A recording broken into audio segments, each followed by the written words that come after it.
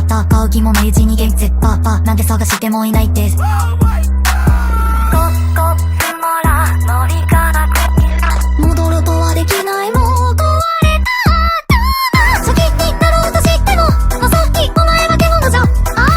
死ぬほどの罪を犯したのか。別に私にだけないけどポジティブに考えなさいよ。どうしようもないクズだよね。この目を見てこの目を見て、裁きの時間だって合わせてニャンニャン。松明持って竹槍を持ってあの悪人を。なぜ止まったんだ。続けなさいよ。愛情